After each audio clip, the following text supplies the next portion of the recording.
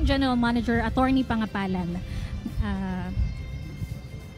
Ngayon naman ang Pangulo kasama pa rin ang ilang mga government officials magsasagawa ng inspection of intervention for farmers and fisher folks sa Department of Agriculture Region 6 dito sa labas ng New Market Hall sa Quayside. Sir, ano ba yung mga ipamimigay ngayon ni Pangulo Marcos Jr. sa ating mga fisher folk and farmers? Ayan. So ito ngayon nakikita natin sa screen ay yung tinatawag na village type rice meal.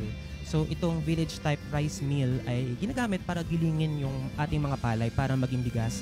At village type siya, so pwedeng magamit sa mga komunidad. So mapapansin natin, no, medyo space saving siya. Perfect para sa mga komunidad na maliliit. Kanina nakipanayam din kami sa ilang mga magsasaka.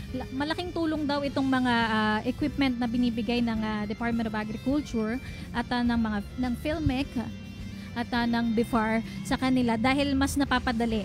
Bukod sa napapadali at doble yung kita ng mga magsasaka. Ito nga rin yung nagbibigay din sa goal ng isang bagong Pilipinas. Ang sabi ng Pangulo, walang Pilipinong magugutom sa ilalim ng bagong Pilipinas. Kaya naman, laking pasasalamat ng ating mga beneficiaries, mga farmer beneficiaries, mga cooperatives sa mga equipment o machineries na binibigay ng ating pamahalaan para sa kanila.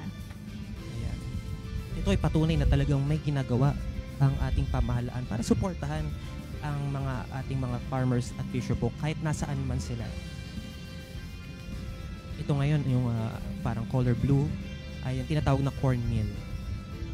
So itong cornmeal yung parang ginagamit na panggiling ng mais para maging jeans or harina. So sir, ilang cornmeal yung nakikita natin ngayon dyan na ipamimigay na pinamigay ng Department of Agriculture sa ating ito mga... ay may 4 tayo na cornmeals na nandito sa ating intervention ngayon.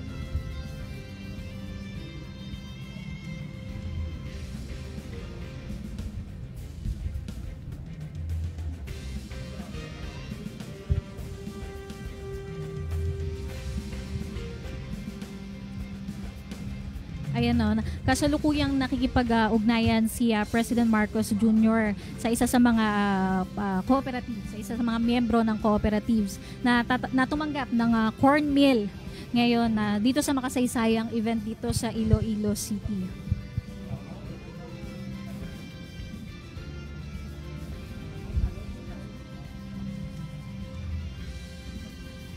Nakakatuwang makita, no, na very happy yung ating mga beneficiaries na nakatanggap nitong mga farming interventions mula sa Department of Agriculture.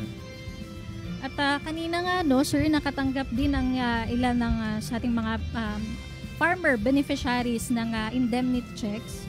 Ito yung mula sa Philippine Crop Insurance Corporation bilang bahagi ng patuloy na pamamahagi ng tulong ng pamahalaan para sa mga magsasakang lubos na naapektuhan. Kasi nito mga nakaraan, no, sir, talagang tuloy, sunod-sunod yung pagbagyo, dulot ng matinding habagat, malakas na pag-ulan sa buong bansa, no. Kaya Tama. Malaking tulong sa kanila yung mga financial assistance, yung mga insurance na hatid ng ating pamahalaan upang sa ganyan mabilis silang makabangon dun sa pagkalugi na dulot ng pagbaha, no? Tama ka dyan, Miss Finn. So ngayon, ang nakikita natin sa screen, ito yung rice precision feeder mula sa DA PhilMec. So ito namang rice precision seeder, ito yung machine na nagtatanim ng palay ng pantay-pantay, kaya siya precise. Kung makita nyo yung parang may instrument or sa likod parang pantay-pantay siya, para at least yun nga, precise yung pagtatanim natin ng butil. At tama din ang lalim. Ayan. Saka sir, no, bilang bahagi rin ng goal ng isang bagong Pilipinas para sa ating mga magsasaka, sa ating sektor ng agrikultura, talagang binabantayan ng Pangulo yung patuloy na pag-unlad ng sektor ng agrikultura, yung kanilang benta ay hindi sila malugi, and of course makakain ng dekalidad na bigas yung ating mga kababayan. Yan ang mandato ng isang bagong Pilipinas, yung bigyang pansin hindi lamang ang mga magsasaka, kundi na rin yung mga consumer. Tama ka dyan, Pin. And hopefully, ngayon, nakikita natin yung mga bagong machinery.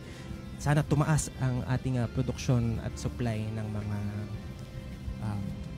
Kasalukuyan pa rin, no?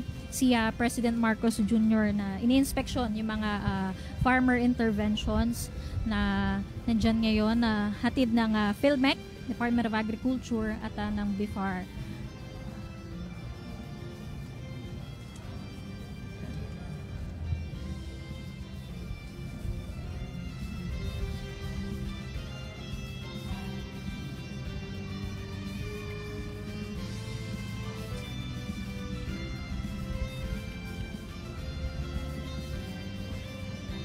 Ayan. So kasalukuyan naman na nakita ng ating Pangulo yung four-wheel tractor. Napakalaking instrumento. No? So itong four-wheel tractor, syempre malaking traktora siya na ginagamit na pagbungkal at paghanda sa lupa, no, bago magtanim. So Sila magtanim at talagang nabibilad sila sa araw. So ito sa pamamagitan ng mga malalaking equipment na ito, ng mga four-wheel tractor na hatid ng pamahalaan, mas makatutulong ito para mas mapabilis at hindi na sila mahirapan sa pagtatanim. So talagang kanina nga, no, talagang may naiiyak pa sa pagpapasalamat ng isa sa mga magsasaka natin. Talagang malaking bahagi sila. Maraming salamat po, mahal na Pangulo.